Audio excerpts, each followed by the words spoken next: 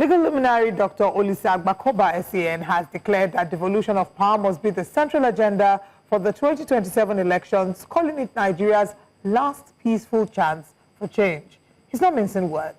According to him, presidential candidates for 2027 elections should make devolution a priority for them to command voter acceptability. Apart from the structure, and he said the electorate should elicit cogent promises from them on the need for a new constitution, state police with operational independence, resource control with minimum 50% derivation, implementation of the Oronsaye Report on the merger or scrapping of 541 agencies. Agbakoba says the no reform can succeed without federalism. Join us this morning to discuss these issues. We have with us constitutional lawyer Evans Ufeli. A warm welcome to you, Barrister Ufeli, and thanks for joining us on Breakfast Central. Good morning. Good morning. Thank you. Now, devolution, according to Olisa Agbakoba, will solve the current conflict regarding Biafra and Nnamdi Kanu. What will devolution look like for Nigeria? Well,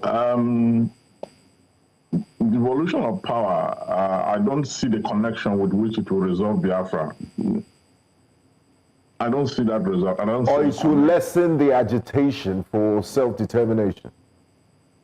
Yes, it could lessen the agitation for self-determination, especially in the areas of militancy in Niger Delta and some of the agitations you have in the southwest. But as to whether it will, because the Biafra struggle is quite different. It has to do with marginalization and discrimination according to the source.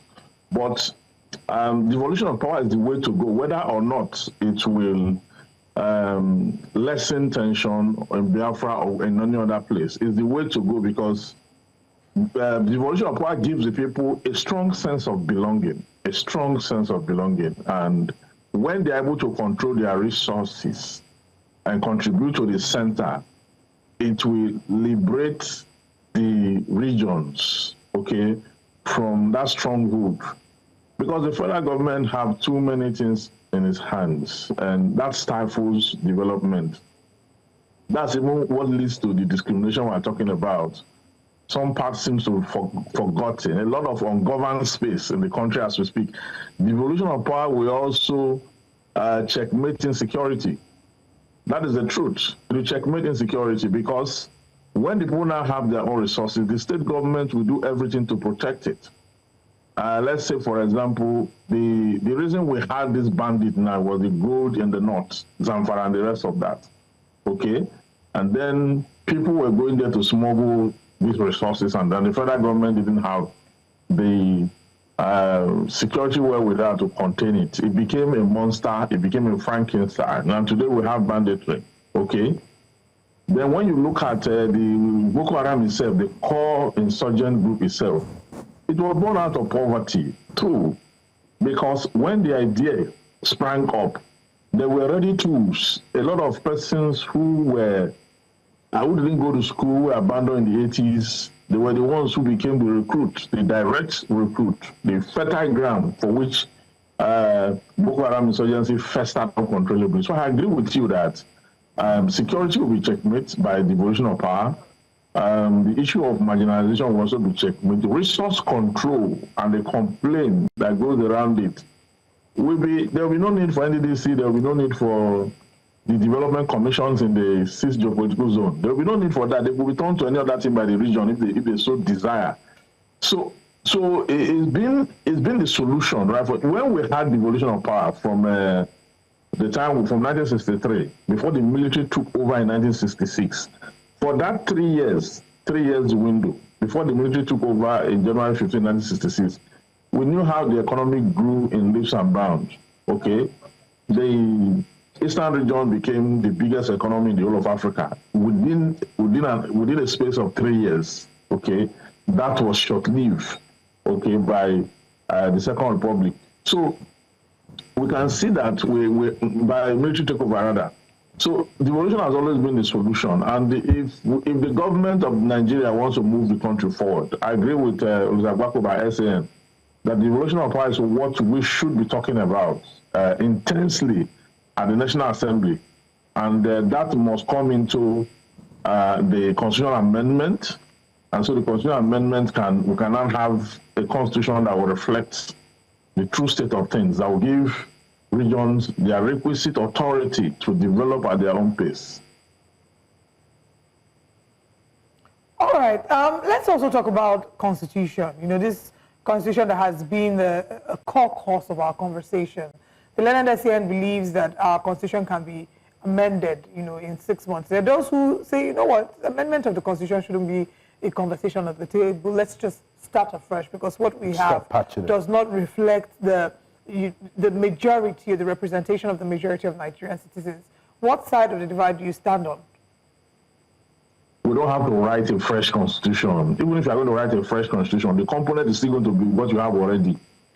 Nigerians just feel that you not need to throw down and be writing new things. It's still the same content you will put. All you need to do is to amend the relevant section. Okay, those parts of the constitution that empower the federal government unnecessarily on matters that it has no competence on.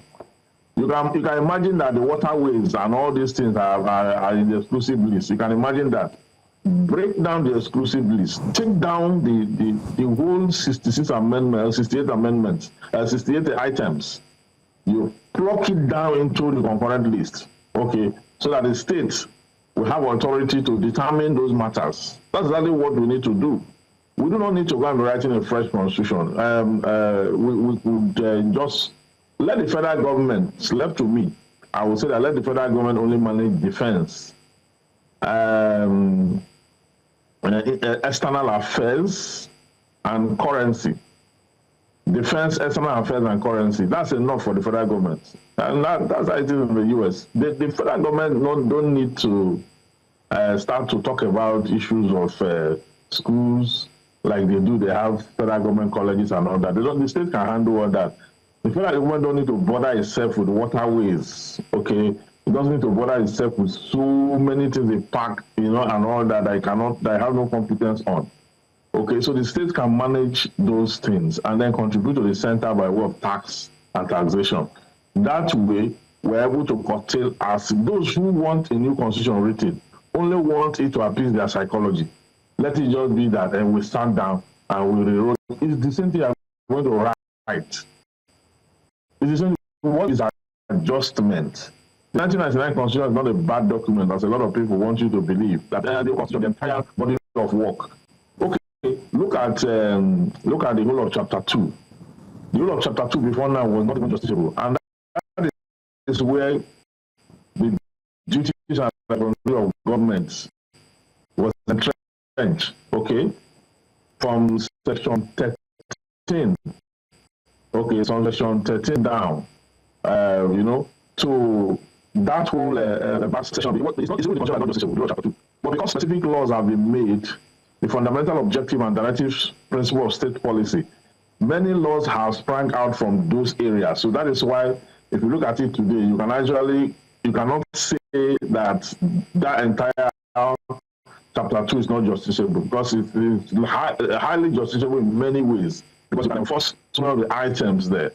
And that is where the federal government actually, its responsibility actually mapped out for the purpose of progress. So that adjustment of devolution is actually the answer to this whole thing. There's no country in the world, apart from maybe these small African countries that have small population, that you can talk about, you can rule in the way Nigeria is being governed. The way Nigeria is highly diverse.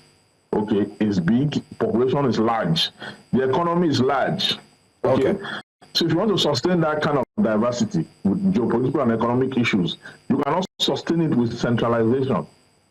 You can only sustain it with devolution of power. So let the component unit have their requisite power to do what they have to do, and Nigeria will go very fast. All right, Barrister Ufeli would like to continue this conversation, but first let's go for a quick break. When we come back, I will talk some more. Stay with us.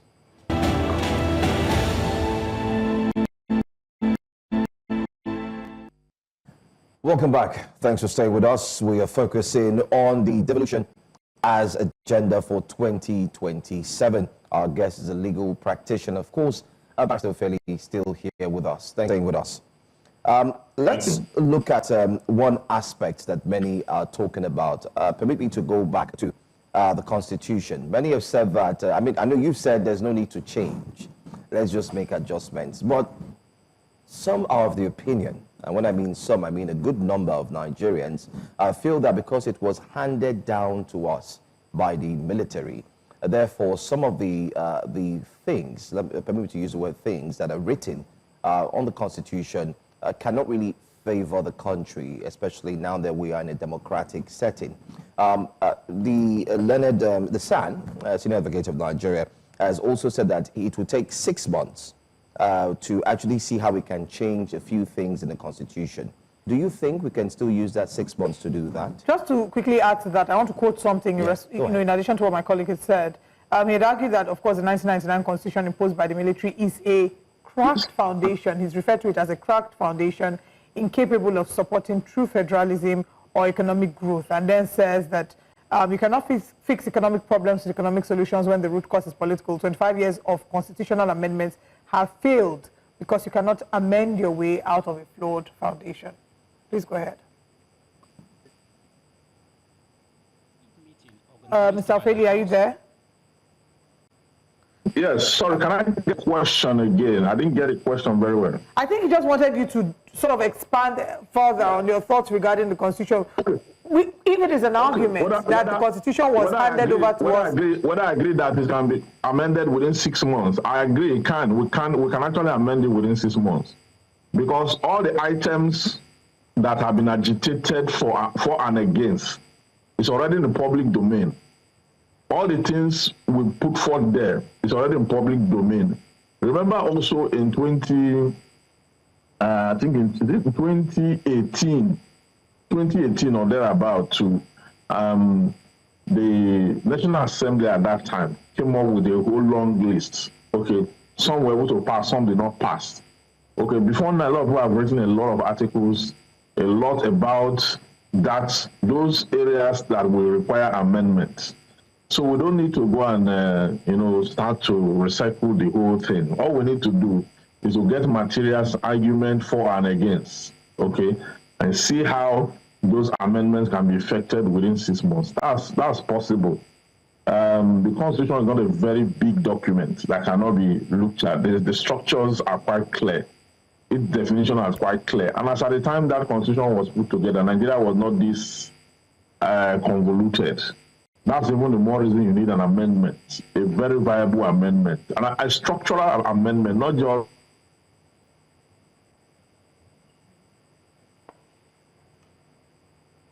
Hello. Seems that we have. And Okay. All right. There seems to be some sort of a network issue. Yeah, but I think we have Barrister Ufeli back. We'd like you to complete your thoughts. Yes.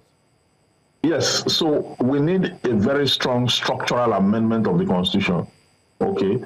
And issues like devolution of power falls under the...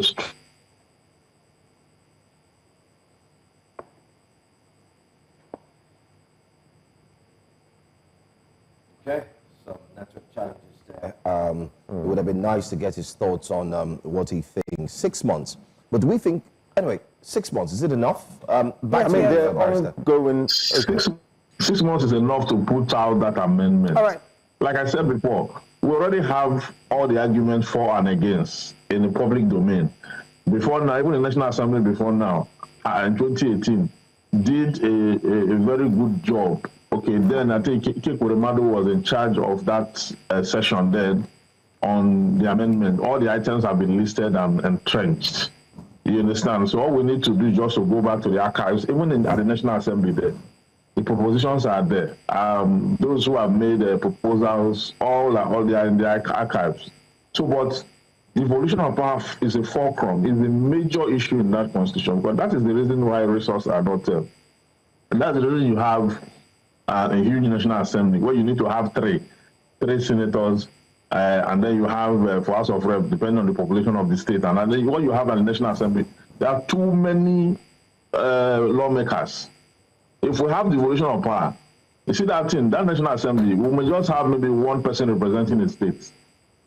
Okay. Then the main work will now be at the state level, the State House of Assembly will now be where you can now have the extraction of maybe 3 from each senatorial district, and then the House of Rep you can now have based on the population and the diversity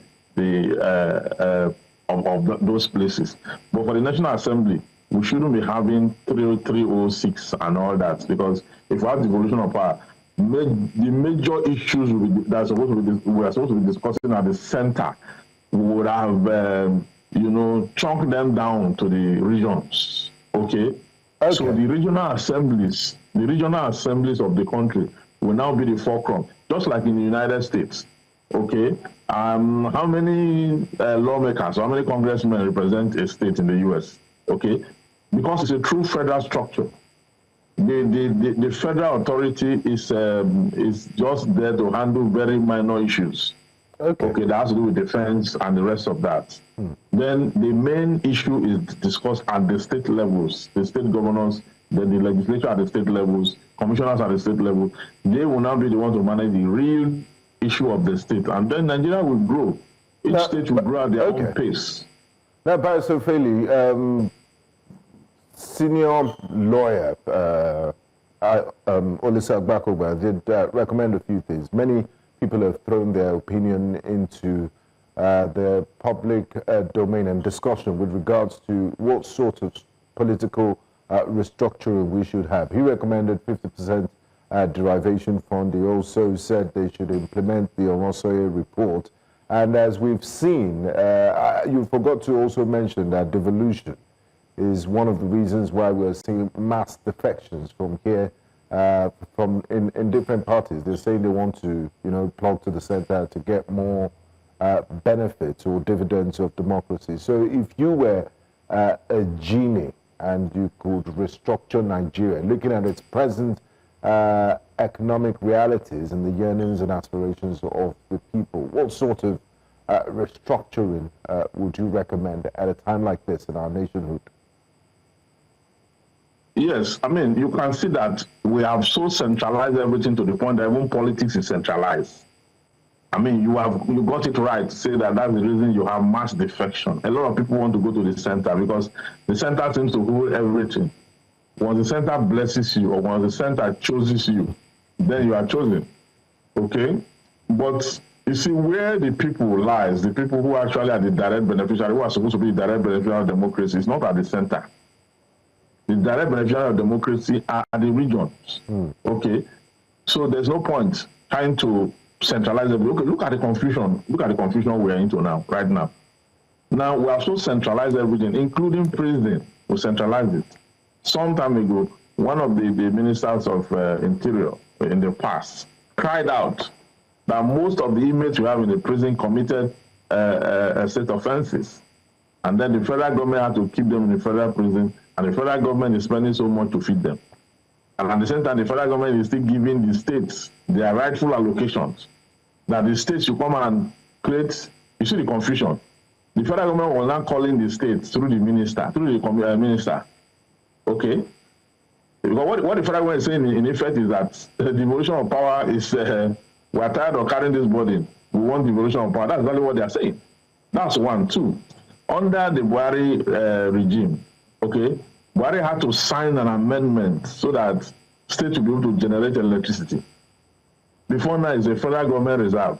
You understand? So we are going into the exclusive list to pluck the issue one after the other. Confusion. Instead of us to amend the constitution and give the region their requisite autonomy, okay, both economic, political, and marginal economy, so that they will be able to handle their own affairs and only come to the federal when they want to discuss external affairs, currency, defense. Okay? That is what they're supposed to do. But we've not done that wholesomely. Rather, we are looking at the issues, which one is more expedient to plug down into the concurrent list. And then we're making separate legislations to bring them down. Okay? If we have devolution of power, by now we'll have electricity. By now. The states that can generate with light, with water, will do that. The ones that can generate with wind will do that. The ones that can generate with the resources peculiar to them will do that. Okay, I can assure you that if we have the devolution of power by now, we would have gone past the issue of electricity. But we're still trapped in it because we have a federal approach to electricity. With this landmass, this population, it's not going to be possible. It won't work. And the solution to this problem is that the state also have the issue of insecurity today because of the lack of devolution of power. Because if we have devolution of power and the states are able to take care of their resources and take care of security of those resources, we will not be having insurgencies all over the place. Even if we have them, we will have minimized it to the barest minimum. Okay, and be able to take care of these issues from the region. Because the attacks that are happening, insecurity attacks that are happening, it's not the federal government, it's not in Abuja. How many times has Abuja been attacked? How many times has a federal facility been attacked? Okay, it's the kidnapping we're talking about today is happening at the regions, at the grassroots. Okay, and then the police that is supposed to deal with it is a federal one. So, how exactly are you going to take charge and take control of a state when the state does not have, you know, in the Constitution, 1963 Constitution, where we had the regional authorities and all that? You notice that in 1963, down to that time, every region had its own constitution. Every region has its own constitution. It was a true federal structure with a parliamentary system of government in place. Okay, the constitution of Abia should not, I mean, the constitution of the Eastern region need not be the same constitution of the Western region.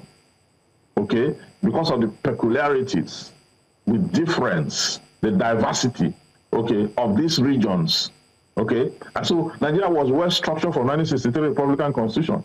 We need to go back to that Republican Constitution, that document, because even in that document, that is even where you also have the issue of plebiscite and referendum. Okay, that is the document that led to the creation of the Midwestern region, if you remember. Okay, that is the document that allowed for self-determination, okay, through a legal process. So if we had retained that constitution, perhaps we would have been able to deal with Biafra effectively, that issue. We would have been able to deal with it the way it should be done by law. Okay, we would have been able to deal with so many issues the way the Cameroon used to be part of Nigeria before now. If you look at the first political party in Nigeria, that's the NNDP in 1923. The second political party in Nigeria was from the NCNC. Okay, that was in 1941. That particular political party has to do with the fact that Cameroon and Nigeria was one, but because the constitution at that time allowed for referendum. All right. Okay, they were allowed to go peacefully. Okay, Mr. Ufeli, thank you for joining us to share your thoughts about what the potential of devolution might be, what it would look like, and your thoughts regarding the constitution, whether to amend it or to get a brand new constitution. We always appreciate your thoughts here on the show.